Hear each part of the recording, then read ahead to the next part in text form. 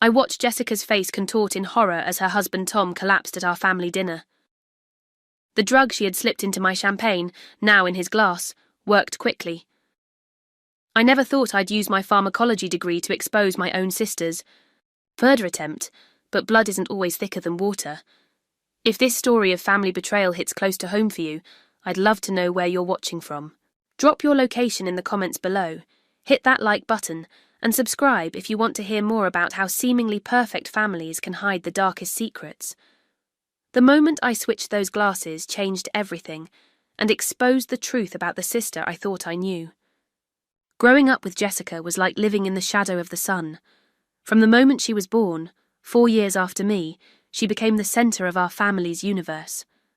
While I was Emma, the responsible, quiet older sister who followed rules and worked hard, Jessica was vibrant, charming, and seemingly perfect. Our childhood home in suburban Connecticut was filled with Jessica's dance trophies, Jessica's art projects displayed on the refrigerator, and the constant praise my parents showered on her. "Emma, why can't you be more outgoing like your sister?" My mother would ask this at least once a week throughout my teenage years. Or, "Emma, Jessica got another A+ on her science project. Maybe she could help you with yours." The fact that I maintained a 3.9 GPA while working part-time at the local pharmacy seemed to escape their notice. I remember one particular Christmas when I was 16 and Jessica was 12.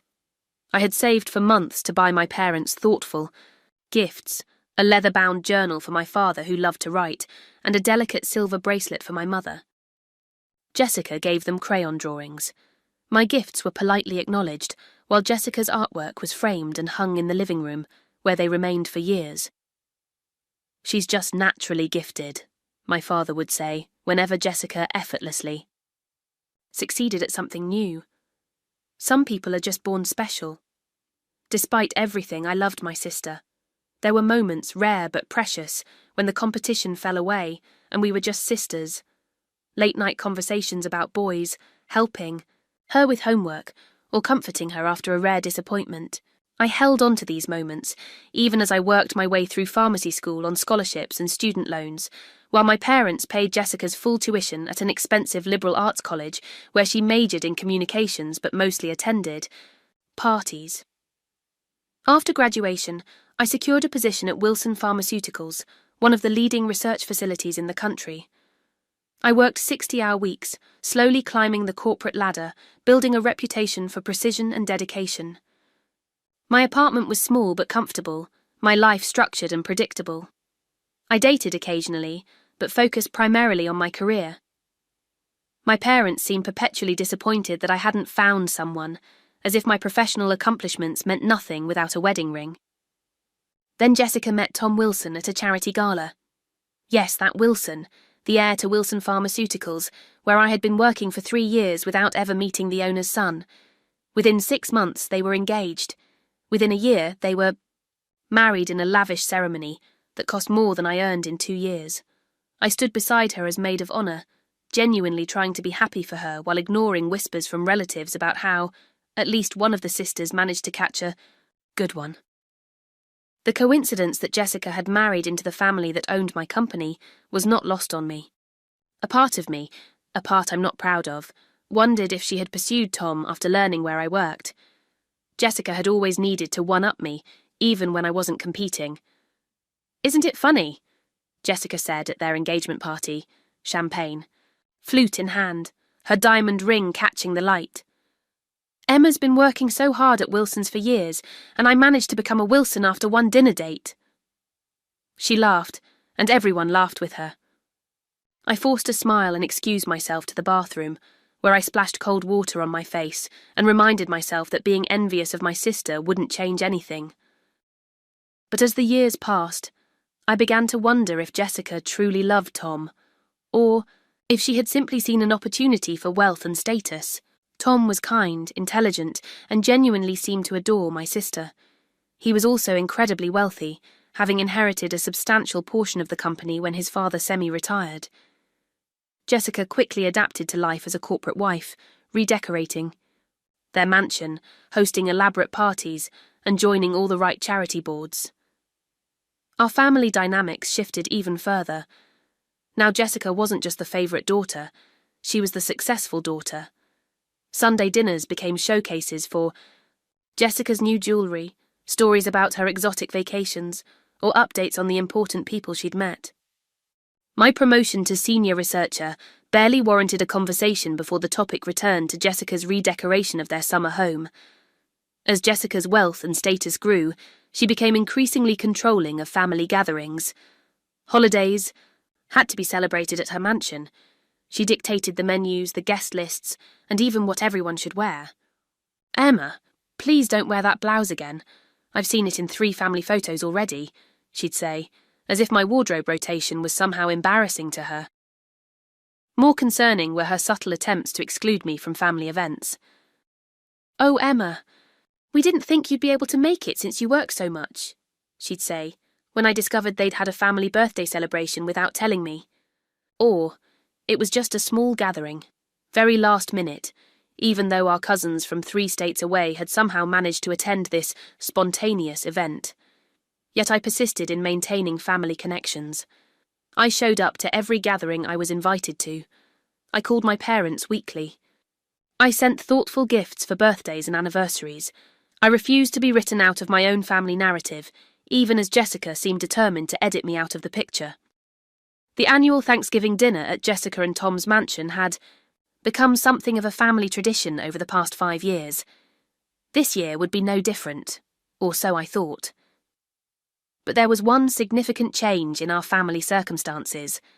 Our grandmother had passed away 3 months earlier, and the reading of her will was scheduled for the day after Thanksgiving. My grandmother Eleanor had been the family matriarch, a strong, independent woman who had run the family's real estate business after my grandfather died young. She had always been fair, if a bit distant, with both Jessica and me. At least, that's what I had believed throughout most of my life. "Obviously, Grandma will leave everything to me," Jessica had said casually during a phone call the week before her death. I was always her favourite, and I'm the only one who visited her. Regularly those last few years. I didn't argue, though this wasn't entirely true. While Jessica made sure everyone knew when she visited Grandma Eleanor at her nursing home, posting photos on social media and mentioning it at every family gathering, I had also visited, quietly and without fanfare, usually bringing her favourite lemon squares and scientific journals. Grandma had been sharp until the end and enjoyed discussing medical research with me. Our last conversation, just days before she passed, had been unusual. Grandma had seemed concerned, almost nervous. "Emma, dear," she had said, taking my hand, in her papery one. "Things aren't always what they seem, people too." She had looked directly into my eyes then. "Promise me you'll remember who you are no matter what happens." I had attributed her cryptic comments to her age and declining health. Now, with the will reading looming, her words took on a new significance. The day before Thanksgiving, I arrived at Jessica and Tom's sprawling colonial mansion, overnight bag in hand. The house was decorated impeccably for the holiday, with professional autumn arrangements adorning every surface and the scent of cinnamon and cloves wafting through the air. Jessica greeted me with an air kiss, careful not to smudge her perfect makeup. "Emma, you're early," she said, her voice carrying a hint of annoyance. "The guest rooms aren't quite ready." "I can wait," I replied, setting my bag down in the foyer. "Need any help with dinner preparations?" Jessica laughed as if I'd made an absurd joke. "The caterers have everything under control. Why don't you just relax in the library? Tom's working in his study, and I have some calls to make." As I settled into a leather armchair in their expansive library, I couldn't help but notice how Jessica seemed to be flaunting her wealth more than usual. New artwork adorned the walls. I recognised a piece by a contemporary artist whose works sold for hundreds of thousands. The furniture had been updated since my last visit, and Jessica was wearing a necklace I'd never seen before, with diamonds that caught the light with every movement. About an hour later, as I browsed through their bookshelves, I overheard Jessica in the adjacent room, her voice raised in what sounded like an argument. "No, that's not acceptable," she was saying tersely. "The reading is tomorrow, and I need to know exactly what's in it before then. You're my lawyer, for God's sake. What am I paying you for?" There was a pause as the person on the other end spoke.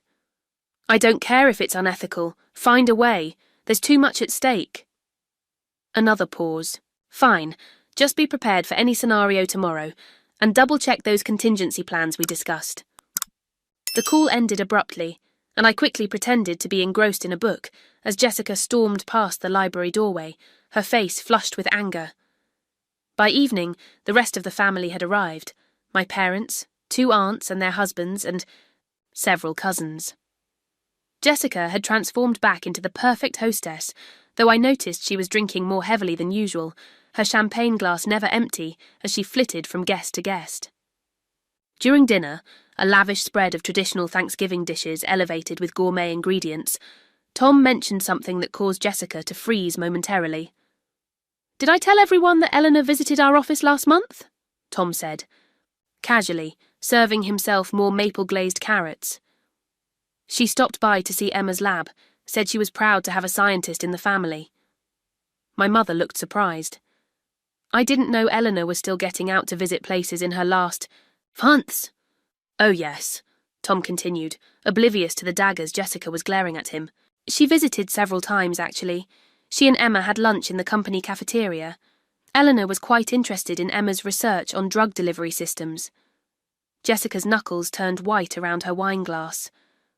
"Mum, did I mention we're planning a trip to the Maldives this spring?" she interrupted, clearly attempting to change the subject. But Tom wasn't finished. "Eleanor mentioned she was concerned about some financial advice Jessica had given her," he said, his tone innocent, but his words landing like bombs at the dinner table. "Something about high-risk investments. I told her our financial advisor would be happy to give her a second opinion." Jessica laughed too loudly. "Oh, Tom, you're confused. That was about my own investments, not Grandma's. More wine, anyone?" As Jessica busied herself refilling glasses, I caught my father watching her with an unreadable expression. For the first time, I wondered if he was seeing past her perfect facade. The tension simmered throughout dinner. Jessica drank more with each course, becoming increasingly animated and then suddenly sullen. When our mother mentioned the will reading scheduled for the next day, Jessica abruptly stood up, swaying slightly. "Let's not talk business at Thanksgiving," she said sharply. "Who wants dessert in the living room? I've planned a special after-dinner cocktail for everyone." As the family migrated to the living room, I noticed Jessica pull her friend Megan, who had joined us for dessert, aside for an intense whispered conversation. Megan's eyes widened, and she nodded several times before disappearing into the kitchen. Something wasn't right. Jessica's nervousness, her argument with her lawyer, her reaction to the news that Grandma had visited me multiple times, and now this secretive conversation with Megan, all of it pointed to something desperate, brewing beneath the perfect holiday gathering. And I had a growing suspicion it had everything to do with tomorrow's will reading. After dinner, I excused myself to go to the guest room Jessica had finally prepared for me. I needed a moment alone to process the strange undercurrents I'd been observing all evening. The room was immaculate, as expected. Luxury linens on the fair, queen-sized bed, fresh flowers on the dresser, and an ensuite bathroom stocked with high-end toiletries. I set my overnight bag on the luggage rack and stepped into the bathroom to freshen up.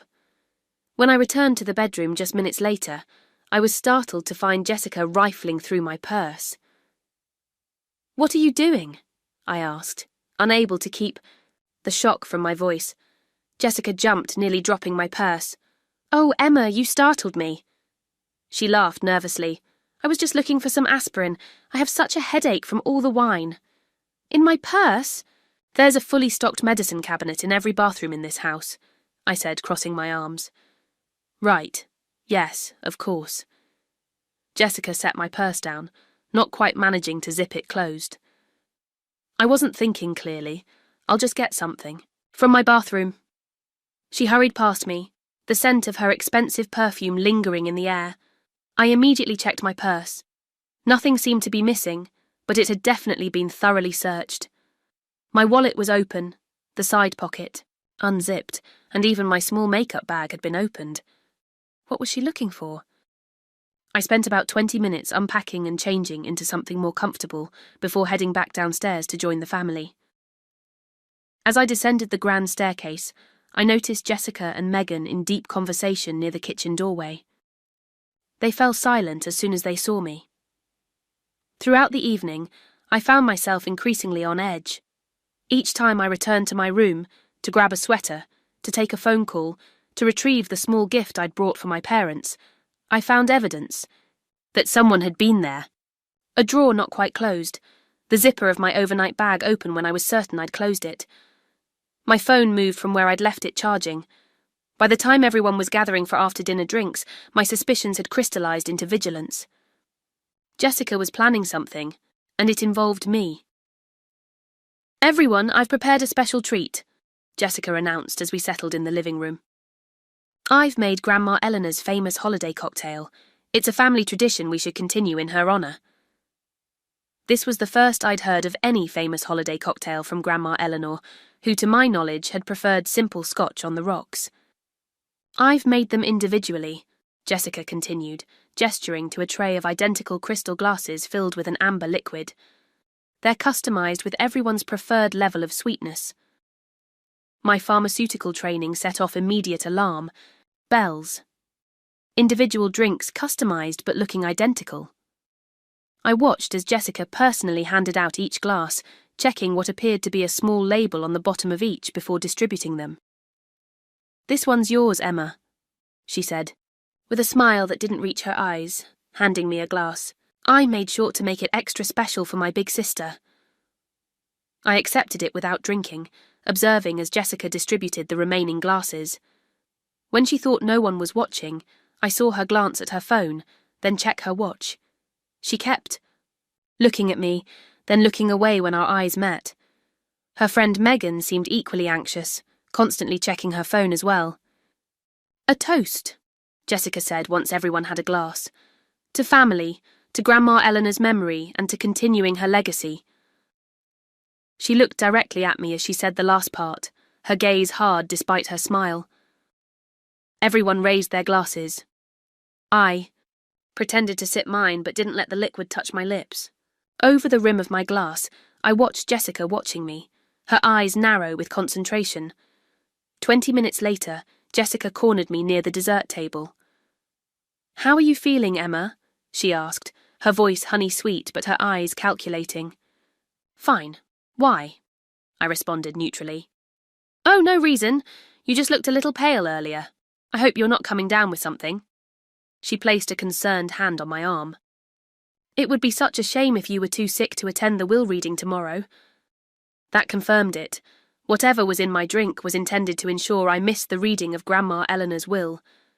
Given Jessica's desperation, I suspected it might be something more serious than just a mild sedative. As a pharmacist specialising in drug interactions and delivery systems, I was well aware of the countless substances that could be slipped into a drink, from those causing temporary illness to more dangerous combinations. After Jessica walked away, I discreetly emptied my drink into a nearby plant when no one was looking. Throughout the evening she kept checking on me, her frustration growing visibly as I showed no signs of whatever reaction she had anticipated. "Are you sure you're feeling all right?" she asked for the third time, her smile strained. "You've barely touched your cocktail." "Just pacing myself," I replied. "Big day tomorrow." Jessica's eyes flashed with irritation before she composed herself. "Yes, of course, though these things are usually so boring. No one would blame you if you didn't feel up to it." As the evening progressed, I noticed Jessica slipping outside to take a call, returning with an even more determined expression. She whispered something to Megan, who looked surprised and then concerned, shaking her head slightly before Jessica whispered more forcefully. When Jessica announced she was preparing a second round of Grandma's special cocktails, I knew I needed to be extremely careful. Whatever she had planned was escalating, not dissolving, and tomorrow's will reading was clearly the catalyst. I remembered Grandma Eleanor's last words to me. Things aren't always what they seem. People too. Had she been warning me about Jessica? Had she known what her will would unleash in my sister?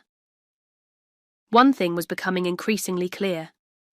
Jessica was willing to go to extreme lengths to secure whatever inheritance she believed was rightfully hers. And I was standing in her way. The family had gathered in the living room as Jessica prepared for her second round of special cocktails.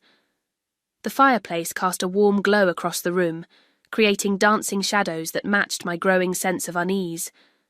My parents sat together.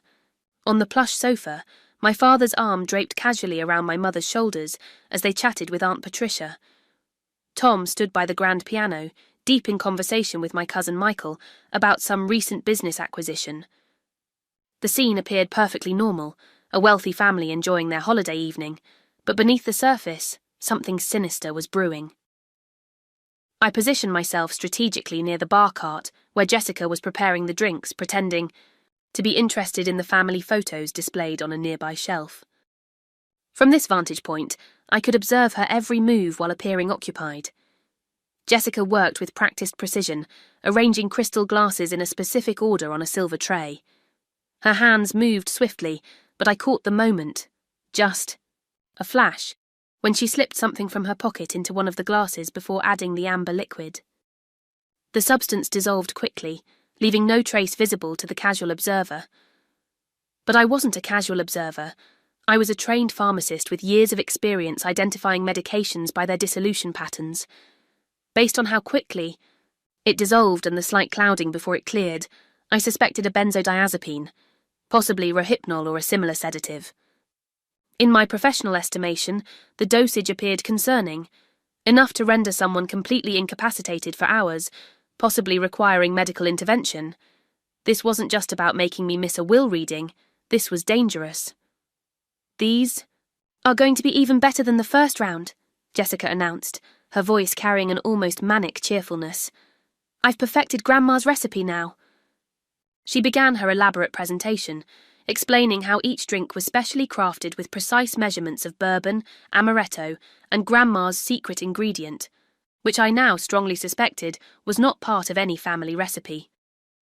"Everyone needs to take their assigned glass," Jessica insisted, the edge in her voice barely concealed by her smile. "I've made them specifically for each person's taste." She placed a glass at each person's designated spot, carefully checking the bottom of each glass before setting it down. When she placed my glass at my seat, I noticed her lingering, ensuring it was positioned just so. The glass had a nearly imperceptible smudge on one side, a marker to ensure she wouldn't mix it up with the others. "The music's too low," Jessica suddenly declared. "We need Grandma's favourite holiday playlist." She hurried across the room to adjust the sound system, momentarily turning her back to the drinks. It was my only opportunity. In a smooth, practiced motion, the same precise movements I used when handling sensitive medications at work, I switched my glass with Tom's, which had been placed directly beside mine. The entire exchange took less than 2 seconds. I made sure to position Tom's glass exactly where mine had been, complete with the telltale smudge visible from Jessica's approach angle.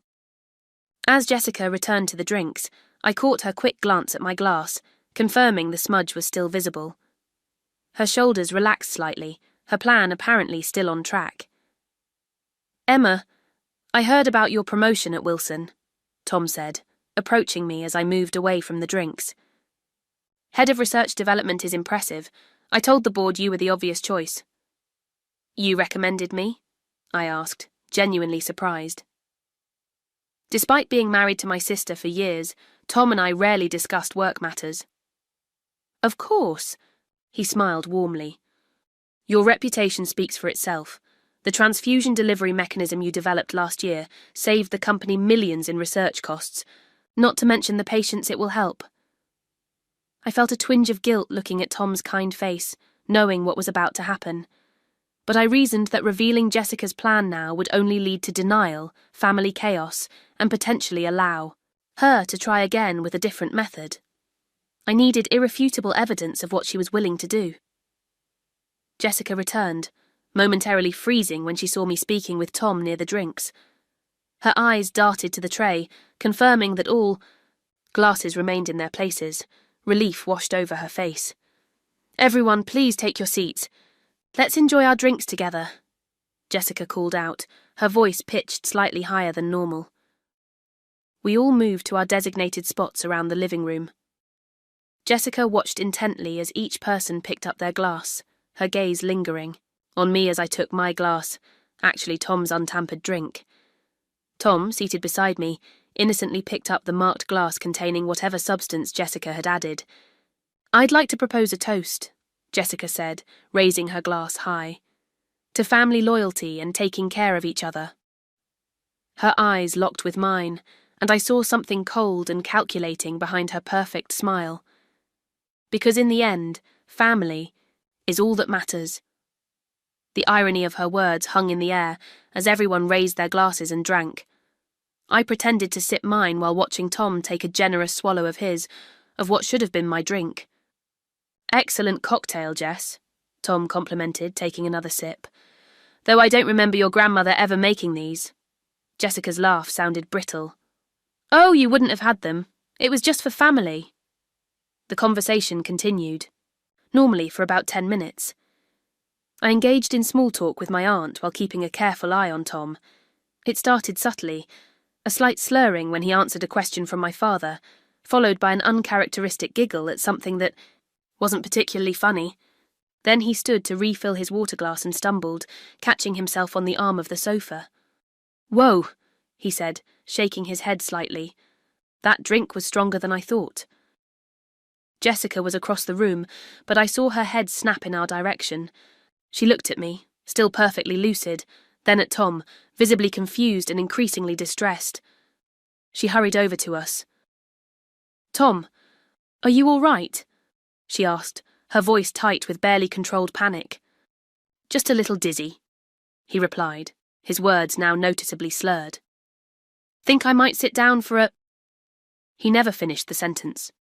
His eyes rolled back, and he collapsed heavily onto the sofa, his body going limp. "Tom?" Jessica shook his shoulder. "Tom, as a trained pharmacist, I recognized the progression of symptoms immediately, central nervous system depression moving quickly from mild sedation to potential unconsciousness. The dosage had been high, just as I'd suspected. He's having some kind of reaction," I said loudly, switching to professional mode. "Dad, help me lay him flat. Mum, grab some pillows to elevate his feet." As the family erupted in panic around us, I locked eyes with Jessica. In that moment of chaos, with everyone focused on Tom, a silent exchange passed between us. Her expression morphed from confusion to horrified realization as she glanced down at the nearly empty glass that had fallen from Tom's hand, the glass that should have been mine. I knew what she was thinking. Her plan had somehow backfired catastrophically. Instead of quietly eliminating me from tomorrow's proceedings, she had publicly incapacitated her own husband. And I knew exactly what she had done. If you've ever witnessed someone you thought you knew reveal their true character in a moment of crisis, you understand the chilling clarity I felt right then. Have you ever had to make a split-second decision that would change your family forever? Sometimes the hardest choices are the ones that expose the truth, no matter how painful. As Tom's condition rapidly deteriorated before our eyes, I knew there was no turning back from the path we were now on. "He's seizing! Turn him on his side!" I shouted as Tom's body began to convulse. His limbs stiffened and jerked rhythmically, his breathing growing laboured. My father and I quickly rolled him into the recovery position, while my mother looked on in horror, her hands covering her mouth. "Someone call 911, Aunt Patricia cried, her voice shrill with panic. "I'm already dialing," my cousin Michael responded, phone pressed to his ear. The living room had transformed from a scene of holiday celebration to medical emergency in seconds. The crystal glasses and silver trays now shared space with a man fighting for consciousness on the expensive Persian rug. I checked Tom's pulse, rapid but present, and monitored his breathing while mentally cataloguing his symptoms. Dilated pupils, respiratory depression, loss of coordination progressing to loss of consciousness, seizure activity, all classic signs of benzodiazepine overdose, likely compounded by the alcohol in the cocktail. Based on the rapid onset and severity, I suspected flunitrazepam, rohypnol, or possibly a related compound. My pharmaceutical knowledge was telling me this was no accident. The dosage was dangerously high. Jessica was performing what initially seemed like a convincing display of shock and concern. She knelt beside Tom, calling his name, touching his, face with trembling hands. But there was something off in her performance, something only I noticed. When Tom began seizing, her eyes darted to me rather than focusing entirely on her husband. There was accusation in that glance, confusion, and the dawning realization that something had gone terribly wrong with her plan. Her gaze then flickered to my still nearly full glass sitting on the side table. I saw the exact moment comprehension washed over her face, her eyes widening slightly before she controlled her expression. She knew I hadn't consumed the drugged drink, and somehow Tom had received it instead.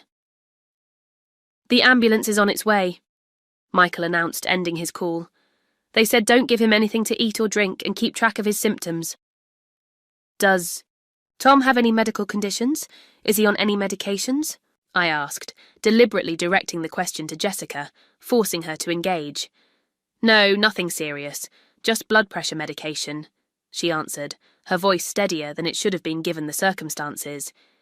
"He has a heart condition. It's probably just that. He sometimes forgets his medication." I knew this was a lie. As a senior researcher at Wilson Pharmaceuticals, I had access to the company's health insurance records. Not something I would normally access, but Tom had actually consulted me about his prescription options last year. He had seasonal allergies and occasional migraines, but no heart condition, and he wasn't on blood pressure medication. "This doesn't look like a cardiac event," I said firmly. "These symptoms are consistent with a severe reaction to benzodiazepines, powerful sedatives." "How would he have gotten those?" my mother asked, bewildered. I maintained my professional demeanour. "That's what we need to figure out. The paramedics will need to know exactly what he ingested." Jessica's face paled. "Maybe he took something. For anxiety before dinner. He's been stressed about work." "He didn't mention taking anything," I countered, "and I was with him for most of the evening." The wail of sirens announced the ambulance's arrival. 2 paramedics entered efficiently, carrying medical bags and a stretcher. I immediately took charge of communicating Tom's symptoms. Adult male, early 40s, no known allergies or major medical conditions. Symptoms began approximately 15 minutes ago with slurred speech and disorientation, progressing rapidly to loss of consciousness and seizure activity. Based on my pharmaceutical training, I suspect benzodiazepine poisoning, possibly mixed with alcohol. The lead paramedic looked at me sharply. "You're a doctor?" "Pharmacist, senior researcher at Wilson Pharmaceuticals, specializing in drug interactions." They immediately began assessment and treatment, establishing an IV line and administering oxygen. As they worked, the second paramedic asked, "Any idea how he might have ingested benzodiazepines? Does he have a prescription?" Before I could answer, Jessica interrupted. "As I was saying, it's probably his heart condition. He takes medication for it." The paramedic glanced at her, then back at me. "Mum, these aren't typical symptoms of cardiac issues. Does anyone have access to his medication list?" "I can confirm he doesn't have a heart condition," I said firmly. "He consulted with me about his prescriptions recently. He takes nothing. That would cause these reactions." Jessica's eyes flashed angrily, but before she could respond, Tom began seizing again. The paramedics focused on stabilizing him, administering emergency medication through the IV. During the commotion, Jessica's purse fell from the sofa where she'd left it, spilling some of its contents. Among the scattered items, I spotted an orange prescription bottle. Moving quickly, I picked it up while everyone's attention was on Tom. The label confirmed my suspicions: flunitrazepam, a prescription-strength benzodiazepine.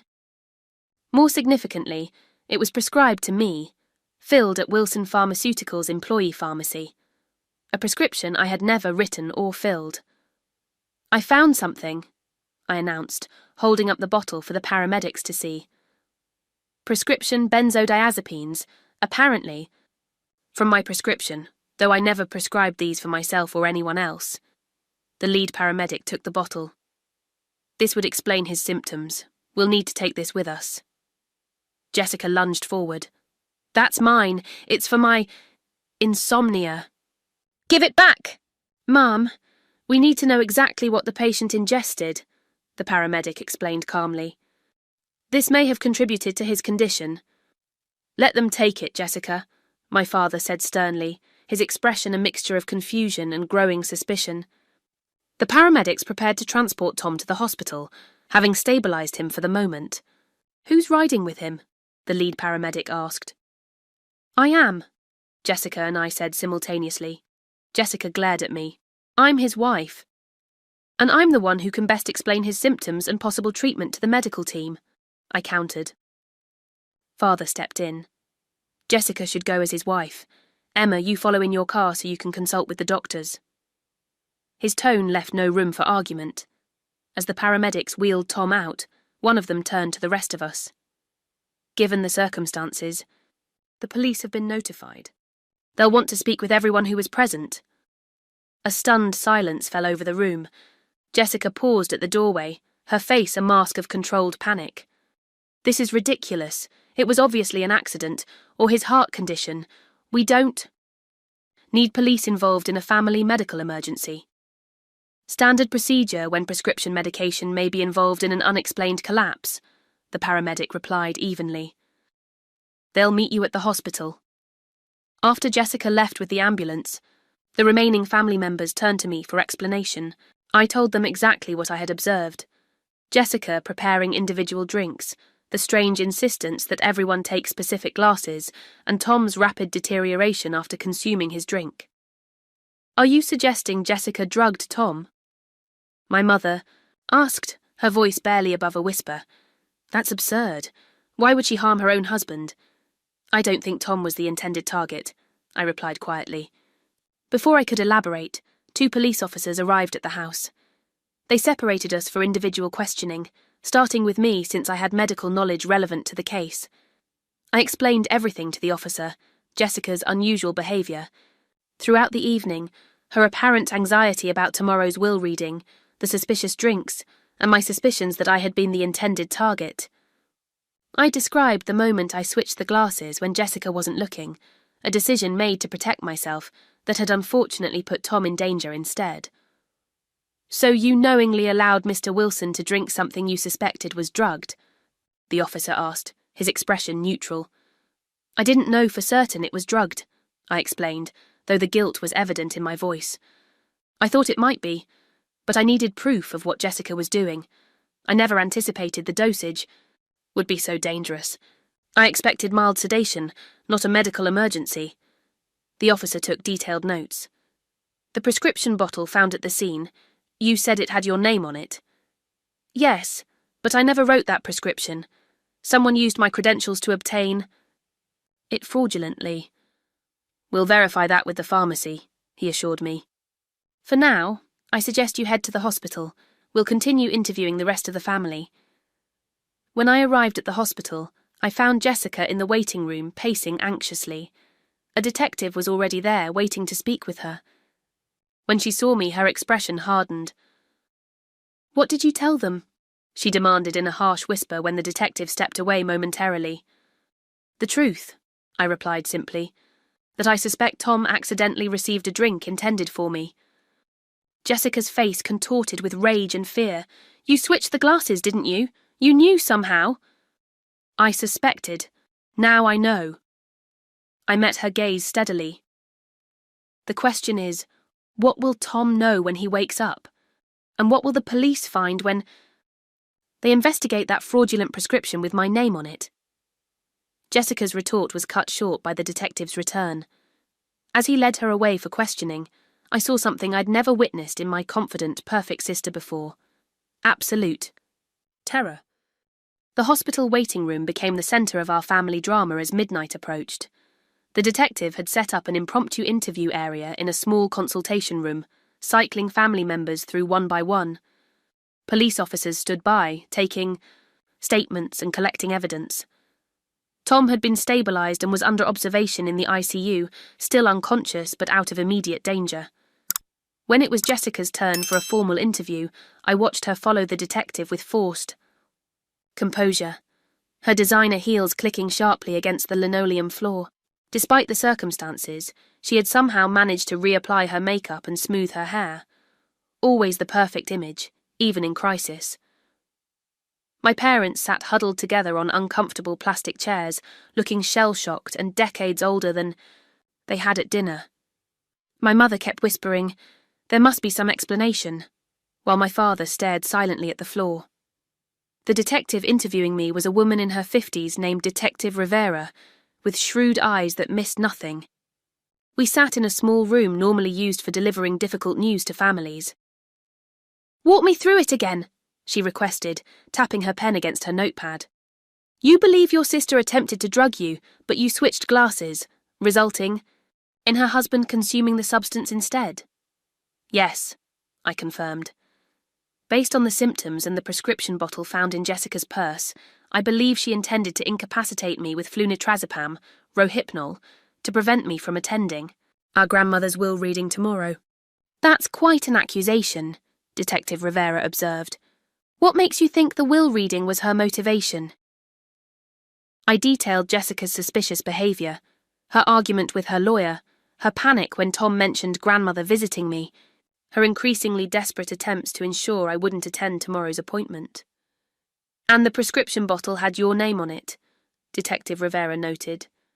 "How would your sister obtain a prescription under your name?" "That's what concerns me most," I explained. "I'm a senior researcher at Wilson Pharmaceuticals, where we have an employee pharmacy. Someone would have had to use my credentials to generate that prescription. It's not just slipping something in my drink, it's premeditated identity theft and prescription fraud." As we spoke, a hospital security officer entered with a tablet. "Detective, we have the security footage you requested from Wilson Pharmaceuticals." Detective Rivera nodded. "Dr. Wilson regained consciousness briefly and authorized the release of company security footage from the past week." She turned the tablet to show me video from Wilson Pharmaceuticals' employee pharmacy 3 days earlier. The footage clearly showed Jessica approaching the counter, speaking with a pharmacist, and leaving with a small bag. The timestamp matched the date on the prescription bottle. "Do you normally authorize family members to pick up your prescriptions?" Detective Rivera asked. "Never," I said firmly. "And I haven't had any prescriptions filled recently. She must have somehow accessed my credentials or forged a prescription." "We've already spoken with the pharmacist on duty that day," Detective Rivera informed me. "She remembers Mrs. Wilson saying she was picking up an emergency refill for you because you were too ill to come in. Given that Mrs. Wilson is married to the company owner's son, no one questioned it." The evidence was mounting, but the detective wasn't finished. "There's something else you should know," she said, her expression grave. "While you were en route to the hospital, officers executed a search warrant for electronic devices at the scene. We found this email on Mrs. Wilson's phone." She showed me an email from Grandma Eleanor's lawyer to Jessica, dated 1 week ago. "Mrs. Wilson. Per your inquiry, I cannot legally disclose the contents of your grandmother's will prior to the official reading. However, I feel obligated to inform you that significant changes were made to the will during Mrs. Eleanor Wilson's final months. These changes will be revealed during tomorrow's reading, and I strongly advise against any hasty financial decisions before then. Respectfully, James Harrington, Esquerment." "That doesn't explicitly say anything about the changes," I noted. "No, but this does." Detective Rivera swiped to another email, this one from Tom to his financial advisor, accidentally copied to Jessica just yesterday. "Martin. I've just learned from Eleanor's lawyer that she made Emma the primary beneficiary and executor of her estate. Jessica doesn't know yet. Given our current financial situation, this will be devastating news for her. Please keep this confidential until after tomorrow's reading, but we may need to accelerate our bankruptcy filing." "Tom Wilson." I stared at the screen in shock. "Bankruptcy? But they live in a mansion. The vacations, the jewellery, the art." "Appearances can be deceiving," Detective Rivera said. "Based on financial records we've subpoenaed, the Wilsons are deeply in debt. They've been living well beyond They're means for years, leveraging Tom's family name for credit. The company has been struggling, and Tom's inheritance is mostly tied up in devalued company stock. As this information sank in, a hospital administrator entered the room. "Detective, Dr. Wilson is awake and asking to speak with you, and Ms. Emma specifically." Tom was pale against the white hospital sheets, an IV dripping fluids into his arm and monitors beeping steadily around him. Despite his condition, his eyes were clear as we entered. "Emma," he said weakly, "I need to tell you something." Detective Rivera stood nearby as Tom confirmed what the emails had suggested. The Wilson fortune had been dwindling for years. The Far East pharmaceutical company was struggling against larger competitors. Tom had tried to keep things afloat, but Jessica's extravagant spending had accelerated their financial decline. "I kept it from her as long as I could," Tom explained. "We remortgaged the house twice. We're 3 months behind on payments. The art is all rented or mortgaged too." He closed his eyes briefly. "I was going to tell her after the will reading. I thought Grandma Eleanor would leave her enough to at least clear some debt." "But Grandma changed her will," I said quietly. Tom nodded.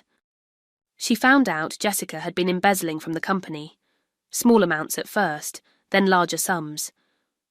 Eleanor hired a private investigator after she noticed discrepancies in the charitable foundation Jessica managed. When she confronted Jessica, 3 months ago Jessica convinced her it was all a misunderstanding, but Eleanor didn't believe her." Detective Rivera interjected. "Mr. Wilson, are you saying your wife committed fraud against your company?" "Yes," Tom admitted, his voice breaking. "I discovered it last month but couldn't bring myself to report her.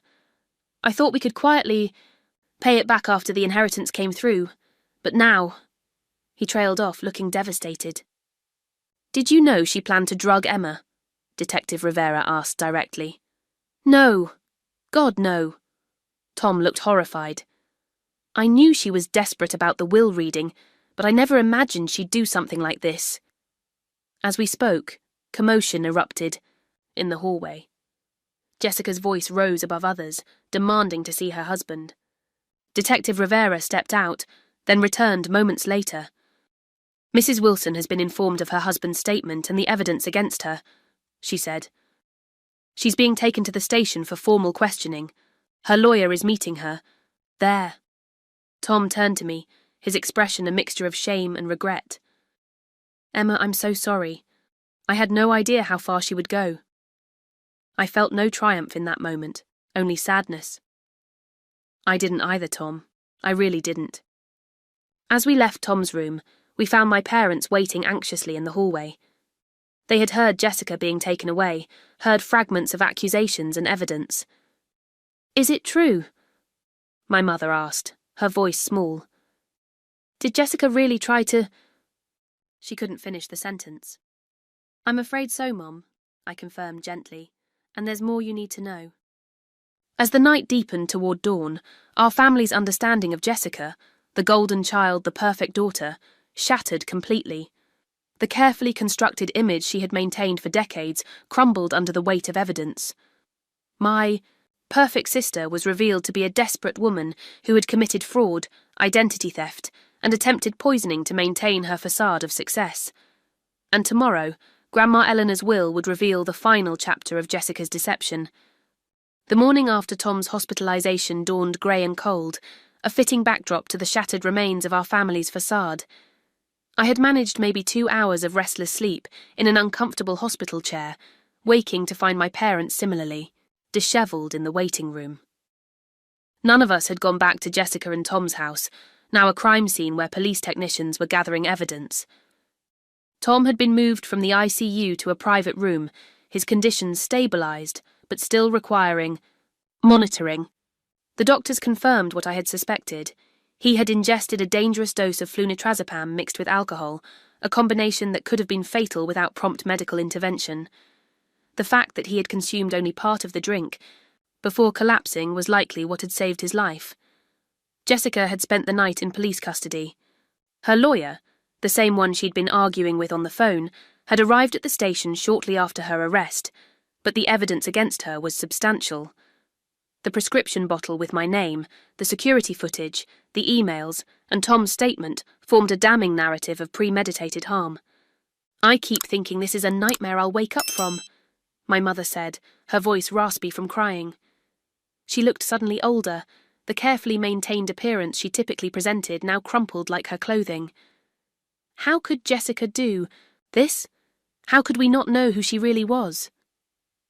My father sat silently beside her, his expression vacant. He had barely spoken since Jessica's arrest, as if the foundations of his world had been pulled out from beneath him.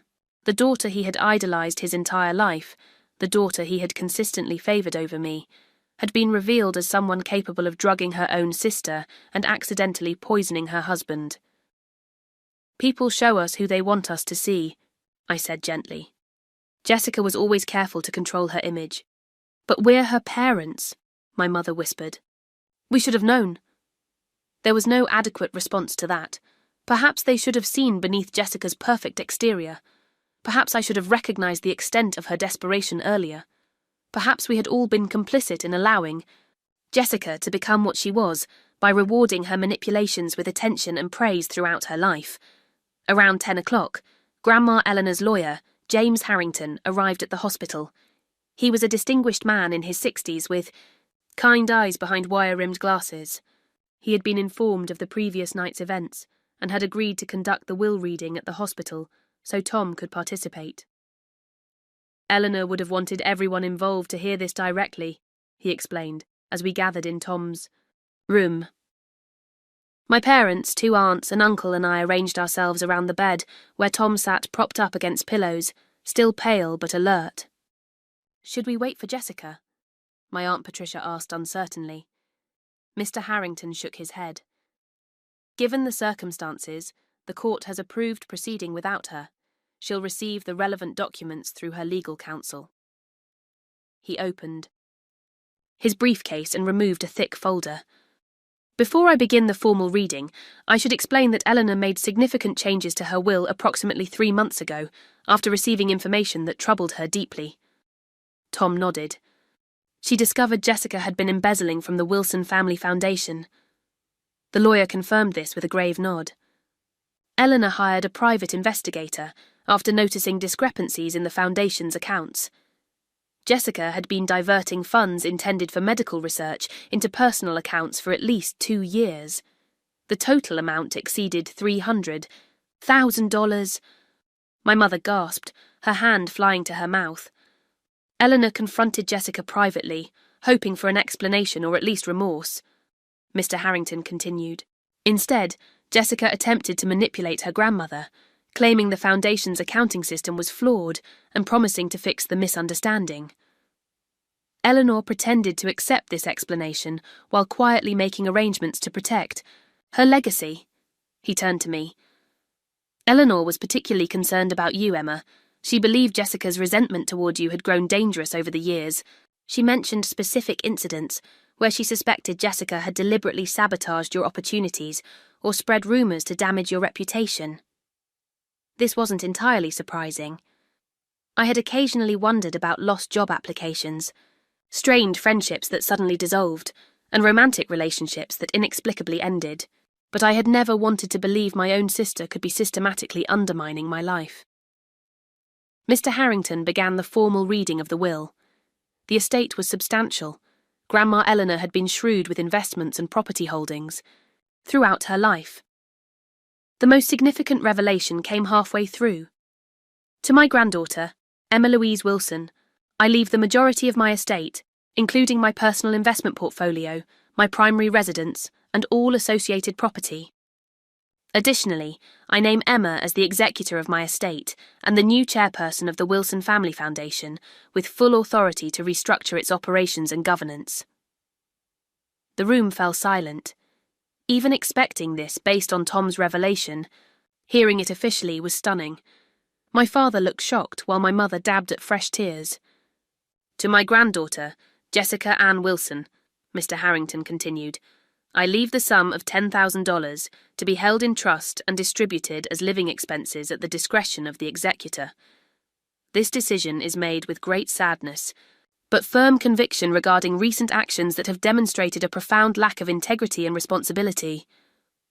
The lawyer proceeded through smaller bequests to other family members before addressing a sealed envelope. Eleanor also left this personal letter for Emma to be read privately.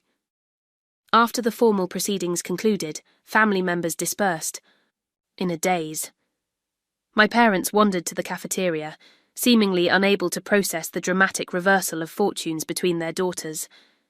My Aunt Patricia squeezed my hand before leaving, whispering, "Eleanor always saw you clearly, both of you."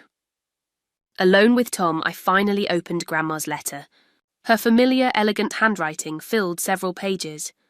"My dear Emma, if you're reading this, I've left behind a situation that may have caused pain and confusion in our family. For that, I am sorry. But I am not sorry for finally acknowledging the truth I've observed over many years. You have always been the granddaughter who embodied the values I hold dear: integrity, hard work, compassion without expectation of reward. While others praised Jessica's charm and accomplishments, I saw how you quietly built a life of substance and meaning. I've watched with growing concern as Jessica's sense of entitlement and manipulation has been encouraged by those who should have provided boundaries. What began as childhood petulance has grown into something more troubling. The investigation I reluctantly initiated confirmed my worst fears about her actions regarding the foundation. More concerning were the discoveries about her systematic efforts to undermine you. My investigator found evidence that Jessica intercepted job offers meant for you, spread malicious rumours among your friends, and even sabotaged your relationship with Michael Davis 3 years ago by sending fabricated messages from your phone. I fear that by naming you as my primary beneficiary, I may be placing you in Jessica's crosshairs even more directly. But I trust your strength and discernment. Use these resources wisely, not just for yourself, but to restore integrity to the family foundation, and perhaps help Jessica find her way to a more honest life, if that's possible. Remember who you are, Emma. You never needed external validation the way Jessica did. That has always been your strength. With love and confidence. Grandma Eleanor. I folded the letter with trembling hands, overwhelmed by both the validation and the burden it represented.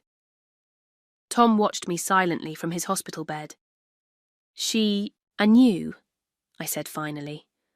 All those years when it seemed like no one saw what was happening, Grandma Eleanor saw everything. She was a remarkable woman, Tom agreed weakly. I wish I'd known earlier what Jessica was doing at the foundation. Maybe I could have prevented this. Over the following days, the full extent of Jessica's deceptions unravelled like a sweater caught on a nail. The police investigation revealed she had been leading a double life for years, maintaining the image of successful corporate wife while secretly drowning in debt from compulsive shopping, risky investments, and increasingly desperate attempts to sustain her lifestyle. Tom filed for divorce while still recovering in the hospital. The prenuptial agreement he had insisted upon before their marriage included clauses about criminal activity that essentially left Jessica with nothing.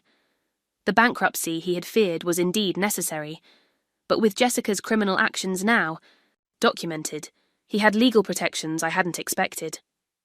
The company can be saved, he explained during one of my visits. It's the personal assets that are gone, the house, the cars, the artwork. Most of it was leveraged anyway, more for show than actual ownership. My parents struggled to reconcile the daughter they had idolised with the woman who now sat in jail awaiting trial. My mother vacillated between denial. There must have been a misunderstanding. And guilt. Where did we go wrong with her? My father remained largely silent, his worldview seemingly shattered beyond repair. I visited Jessica once, a week after her arrest. The county detention centre was a stark contrast to the luxury she had surrounded herself with. She wore an orange jumpsuit instead of designer clothes, her face bare of makeup, her hair pulled back severely.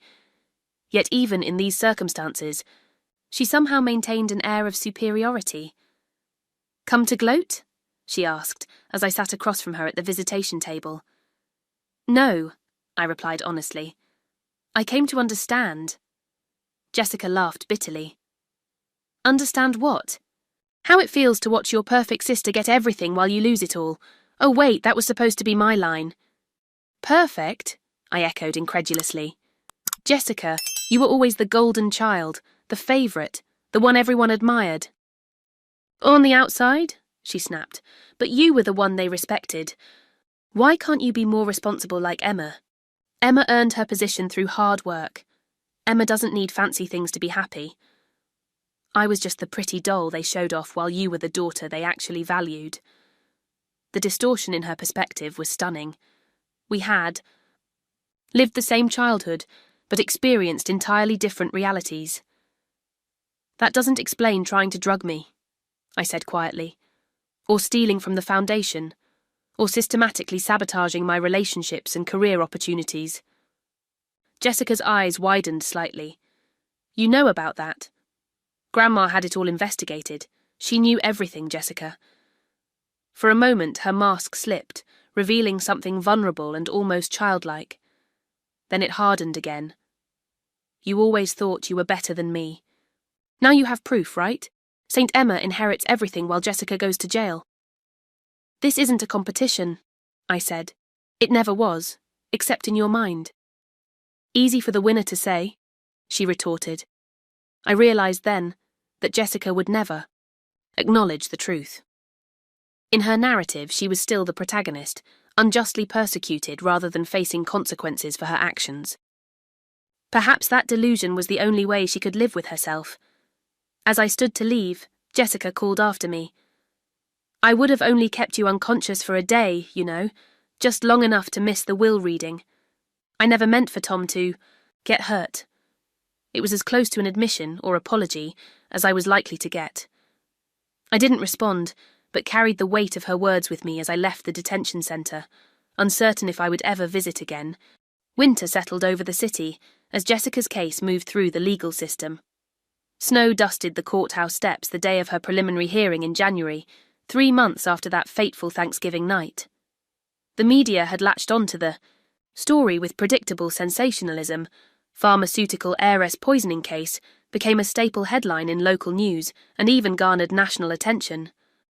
I had tried to maintain privacy, declining interviews and keeping a low profile at work. Nevertheless, snippets of our family drama leaked into public consciousness. Speculation ran rampant about the sibling rivalry turned deadly and the socialite with a sinister secret. Reporters dug into Jessica's past, uncovering credit card debt, questionable financial transactions, and previous unexplained accidents that now appeared suspicious. The preliminary hearing was brief but difficult. I testified about the events of Thanksgiving night, describing Jessica's behaviour and my decision to switch the glasses. Under cross-examination, Jessica's lawyer attempted to portray me as the jealous sister who had fabricated accusations out of resentment. Isn't it true that you've always envied your sister's lifestyle? The defence attorney asked, his tone insinuating. I admired aspects of Jessica's life, I responded carefully, but I was content with my own choices. Yet now you've inherited your grandmother's fortune while your sister faces criminal charges. Convenient timing, wouldn't you say? The prosecutor objected, and the judge sustained it, but the implication hung in the air. Jessica's defence strategy was becoming clear. Paint me as the manipulative sister who had orchestrated her downfall for financial gain. As I left the witness stand, Jessica's cold stare followed me. She sat perfectly poised at the defence table, dressed in a conservative navy suit that somehow made her look both innocent and dignified. Even facing serious criminal charges, she managed to control her image. The evidence against Jessica mounted as the investigation continued. Digital forensics recovered deleted emails detailing her plans to ensure I missed the will reading. Her internet search history revealed queries about dosages of various sedatives and their detection in toxicology screenings. Most damning was her journal, discovered in a hidden safe during a secondary search of her home.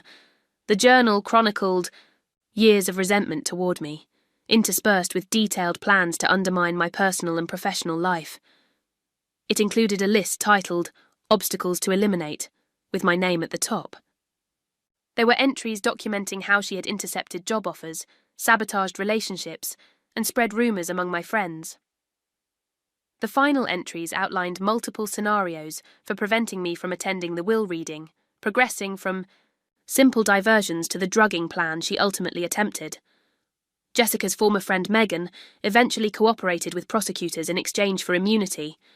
She revealed that Jessica had initially asked her to help administer the drug, but had taken over when Megan expressed hesitation. She said it was just a harmless sleeping pill that would make Emma too drowsy to attend some boring family meeting, Megan testified. I never imagined it was something that could cause serious harm.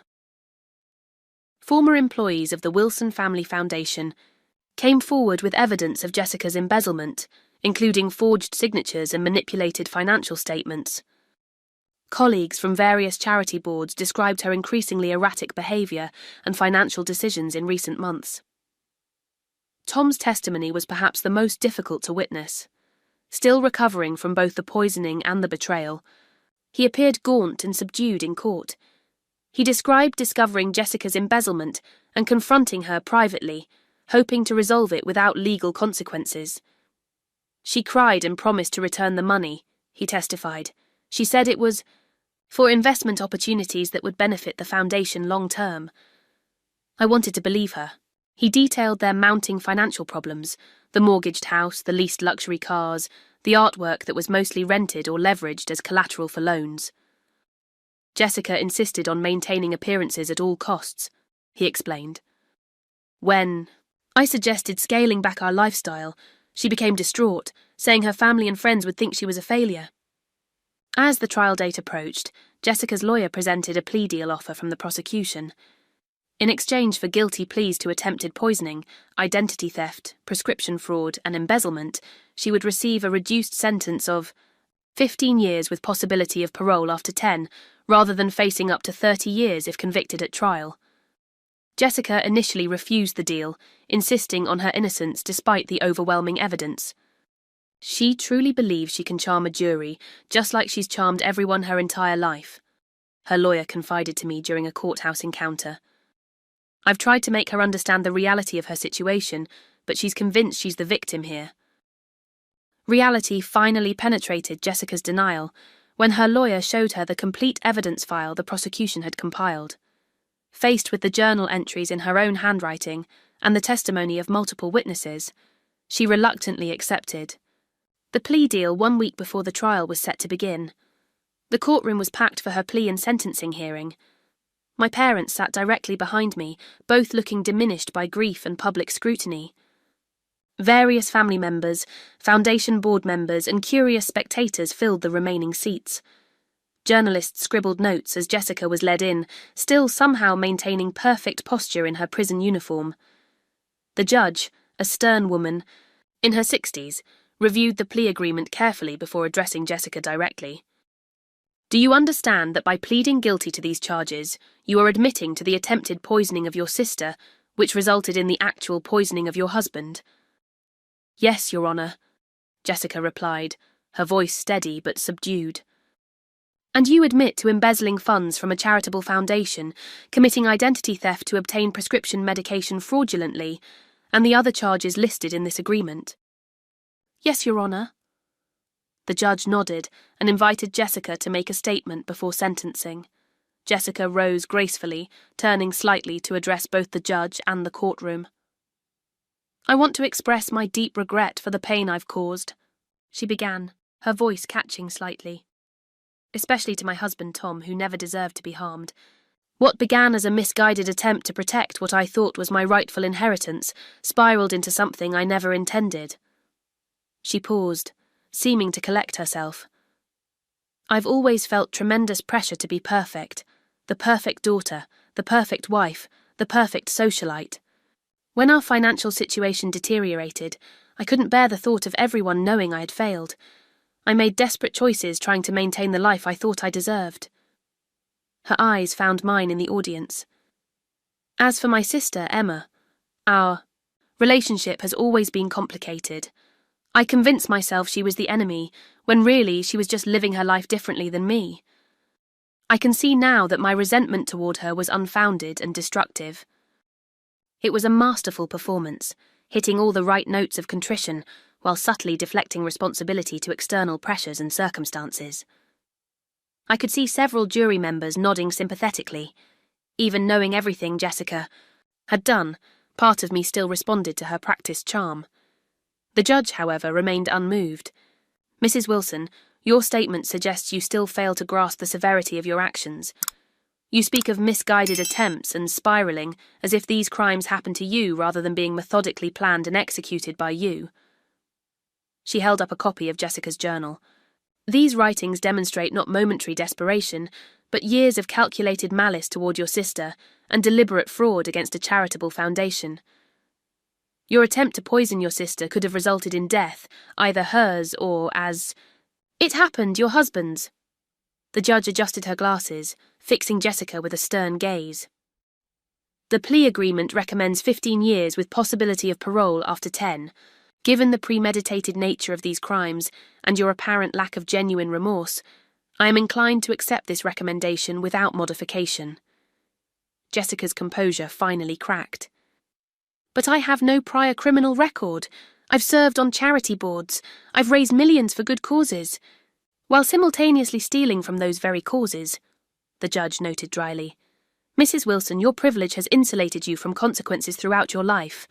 That ends today." She delivered the official sentence. 15 years for the attempted poisoning, with additional concurrent sentences for the fraud, embezzlement, and identity theft charges. Jessica would serve a minimum of 10 years before becoming eligible for parole. Additionally, she was ordered to make full restitution to the Wilson Family Foundation for the embezzled funds. As the bailiff approached to lead Jessica away, she turned to the courtroom one last time. Her eyes locked with mine, and for a brief moment I saw something raw and authentic break through her carefully maintained facade, a mixture of rage, fear, and perhaps a flicker of genuine regret. "This isn't over," she mouthed silently before being escorted from the courtroom in handcuffs. The media frenzy that followed the sentencing was intense but mercifully brief. Public interest eventually shifted to newer scandals, allowing our family to begin the long process of healing away from constant scrutiny. Tom and I occasionally met for coffee in the months following the trial, initially to discuss foundation matters, but eventually developing a friendship based on shared trauma and recovery. He sold the mansion and most of their luxury possessions to settle debts, moving into a modest apartment and focusing on rebuilding the pharmaceutical company's reputation.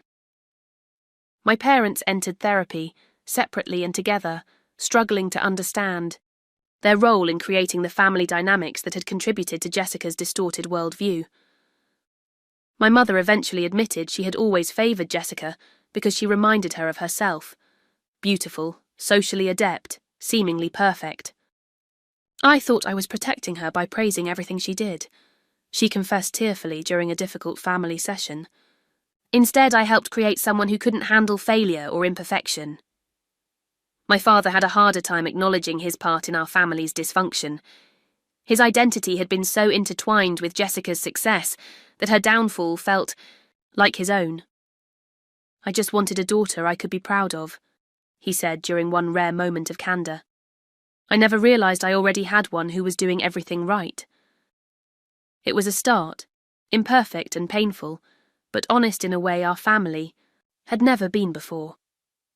The perfect facade had shattered, but perhaps something more genuine could eventually grow from the wreckage. 1 year after that fateful Thanksgiving night, I stood in the newly renovated offices of the Wilson Family Foundation.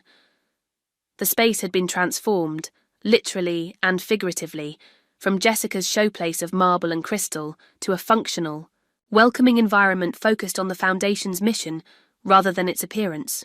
As the new chairperson, and with Grandma Eleanor's inheritance, I had restructured the Foundation with a focus on transparency and accountability. We now specialised in funding medical research for rare diseases and pharmaceutical accessibility, programmes, causes that honoured both Eleanor's wishes and my own professional expertise. The portrait of Grandma Eleanor that hung in the main conference room seemed to approve of these changes. I often found myself looking up at it during difficult decisions, drawing strength from her quiet integrity and foresight. She had seen the truth when the rest of us were blinded by Jessica's carefully constructed image, and her intervention had likely prevented worse harm. My parents had made progress in their healing journey, though the process remained ongoing, and sometimes painful. My mother had finally acknowledged her role in enabling Jessica's sense of entitlement, and had begun volunteering at a women's rehabilitation centre, perhaps seeking redemption by helping others overcome similar challenges. My father had retired from his executive position, focusing instead on mentoring young entrepreneurs from disadvantaged backgrounds, finding purpose in guiding others rather than living vicariously through his children's achievements. Our family gatherings were smaller now, more authentic if sometimes awkward. There was an empty chair at these events that no one directly mentioned, but everyone felt. Jessica's absence both a wound and a relief. We were learning to be honest with each other without the performance of perfection that had characterized our previous interactions. Tom had become an unexpected ally and friend throughout this process. As he recovered from both the poisoning and the betrayal, he had thrown himself into rebuilding Wilson Pharmaceuticals with a new emphasis on ethical practices and affordable medications. His experience had transformed him from a somewhat detached corporate heir to a passionate advocate for transparency in the pharmaceutical industry. The company's quarterly results are up 12%, he informed me during one of our regular lunch meetings. Turns out, ethical business practices are actually good for the bottom line. Grandma Eleanor would be proud, I replied, genuinely happy for his success. Tom smiled, his eyes crinkling at the corners in a way that had become increasingly familiar and warming. She'd be prouder of what you've done with the foundation. You've turned it from a socialite's vanity project into something that actually helps people. Our relationship had evolved gradually from trauma-bonded survivors to genuine friends, and eventually to something more complex and tender. We had been careful, both aware of the complicated history between us and the potential for misinterpretation from others. But there was an undeniable connection, perhaps one that had always existed beneath the surface, but had needed these extraordinary circumstances to emerge. Jessica remained in prison, her 15-year sentence underway at a medium-security women's facility 2 hours from the city. I had visited her 3 times during the past year, each encounter a mixture of unresolved tension and tentative attempts at honest communication. During my most recent visit, I had noticed subtle changes in her demeanour, less perfectly composed, more authentically present. She had enrolled in the prison's education programme, studying business administration with a focus on ethical leadership, an irony neither of us acknowledged directly. "I got your care package," she said, referring to the books and art supplies I had sent. "The Jane Austen was actually good. I never had the patience for her before." "You never had the patience for much that wasn't immediately rewarding," I observed, not unkindly. Jessica didn't deny it. "I'm learning patience now. Not much choice inside." She hesitated, fidgeting with her uniform sleeve. "I've been talking to the prison counsellor about everything. She says I have narcissistic tendencies and problems with empathy." She said this matter-of-factly, without her usual defensiveness. "Apparently that's why I could never understand why you seemed content with less when I always needed more." It was the closest thing to self-awareness I'd ever heard from Jessica. I wasn't naive enough to believe prison had miraculously transformed her character. True change would take years of genuine effort. But it was a start. "I'm funding an education program here," I told her, "for inmates who want to pursue college degrees or vocational training."